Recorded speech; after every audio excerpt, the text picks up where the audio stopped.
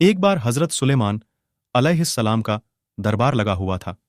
सभी इंसान, जानवर, परिंदे और जिन्नात दरबार में हाजिर थे, लेकिन एक परिंदा जिसका नाम हुदहुद है, वो दरबार में मौजूद नहीं था। हजरत सुलेमान अलैहिस्सलाम को जब पता चला कि हुदहुद दरबार में हाजिर नहीं है, तो हजरत सुलेमान अलैहिस्सलाम बहुत नाराज हुए। हजरत सुलेमान अलैहिस्सलाम ने कहा कि अगर हुदहुद ने अपने गैर हाजिर होने की कोई ठोस वजह नहीं बताया तो मैं उसे सजा दूंगा। कुछ देर बाद हुदहुद दरबार में हाजिर हुआ। हजरत सुलेमान अलैहिस्सलाम ने हुदहुद से पूछा कि तुम कहाँ थे? तो हुदहुद ने हजरत सुलेमान अलैहिस्सलाम से कहा, ए अल्लाह के प्यारे नबी, मैंने आज एक सल्तनत देखी है जहां एक मलिका हुकूमत करती है और वहां के रहने वाले लोग सूरज और चांद को खुदा मानते हैं और उसकी इबादत करते हैं। वैसे तो सभी परिंदे हजरत सुलेमान अलैहिस्सलाम के हुक्म को मानते थे, लेकिन हुदहुद हजरत सुलेमान अलैहिस्सलाम का सबसे ज्यादा खिदमत करने वाला और करीबी परिंदा था। फिर हुदहुद ने हजरत सुलेमान अलैहिस्सलाम को मलिका की हुकूमत के बारे में सब कुछ बताया। आज भी ये वाकया तारीख में मशहूर है, जिसे हम सबा की रानी मलिका बिल्कीस के नाम से जानते हैं। हुदहुद ने बताया कि मलिका बिल्कीस एक बहुत बड्ढे तख्त पर बैठकर अपनी हुकूमत चलाती है और जो कुछ एक बादशाह के पास होने चाहिए वो सब कुछ उसके पास है, लेकिन वो और उसकी कौम चांद सूरज और सितारों की इबादत करते हैं और उसे अपना खुदा मानते हैं। उसके बाद हजरत सुलेमान अलैहिस्सलाम ने मलिका बिल्कीस के नाम खत लिखा और हुदहुद उस खत को लेकर मलिका बिल्कीस के पास गया। कुरान शरीफ में भी इसका जिक्र है कि हजरत सुलेमान अलैहिस्सलाम ने फरमाया कि ये खत लेकर जाओ और मलिका बिल्कीस पास इस खत गिरा दो, तुम दूर होकर देखो कि वो क्या जवाब देती हैं। उसके बाद हुदहुद वो खत लेकर गया और मलिका बिल्कीस की गोद में खत को गिरा दिया। जब मलिका बिल्कीस ने खत को देखा तो उसने अपने सभी दरबारियों को जमा किया और पढ़ने के बाद कहा, ऐ लोगों, मुझे ये खत खुद अल्लाह के नबी कहने वाले हजरत सुलेमान अलैहिस्सलाम की तरफ से आया है और उन्होंने इस खत में हमें अपने दीन को कबूल करने की दावत दी है। खत को सुनाकर मलिका बिल्कीस ने अपने दरबारियों और सरदारों से मशवरा लिया तो वजीरों ने कहा कि हम बहुत ताकतवर हैं, हमें हजरत सुलेमान अलैहिस्सलाम से जंग करनी चाहिए।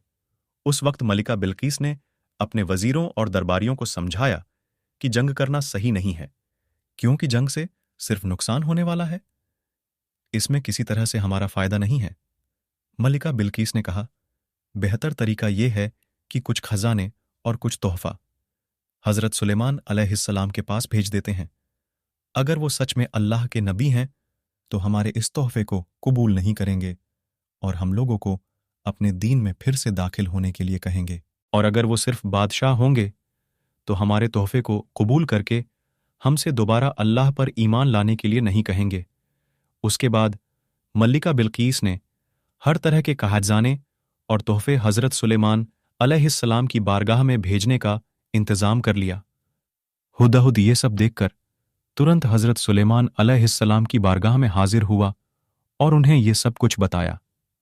कुछ दिनों के बाद जब मलिका बिल्कीस के खादिम सभी तोहफा और खजाना लेकर हजरत सुलेमान अलैहिस्सलाम के पास पहुंचे तो हजरत सुलेमान अलैहिस्सलाम ने मलिका बिल्कीस का तोहफा वापस करवा दिया और फरमाया कि मेरे अल्लाह ने जो दिया है उसके आगे दुनिया की कोई दौलत और खजाना किसी काम का नहीं।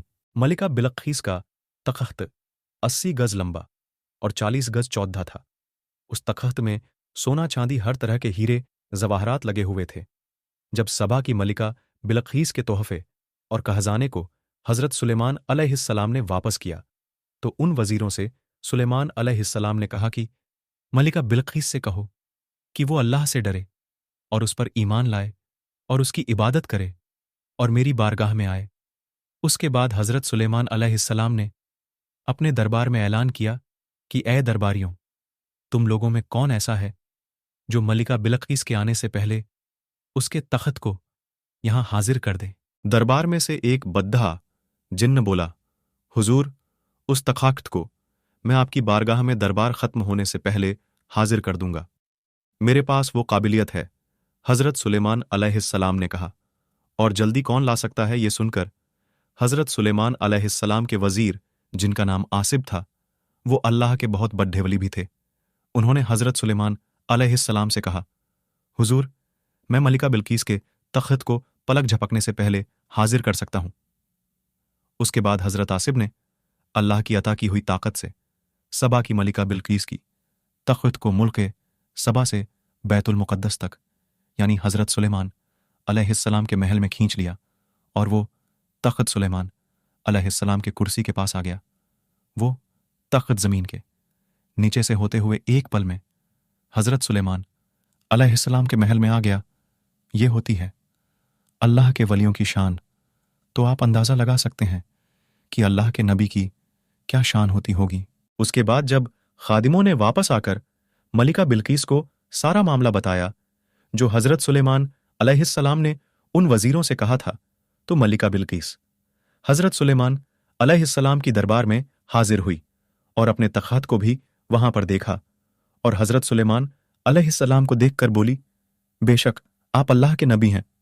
उसके बाद मलिका बिल्कीस ने हज़रत सुलेमान अलैहिस्सलाम और अल्लाह पर ईमान ले आई।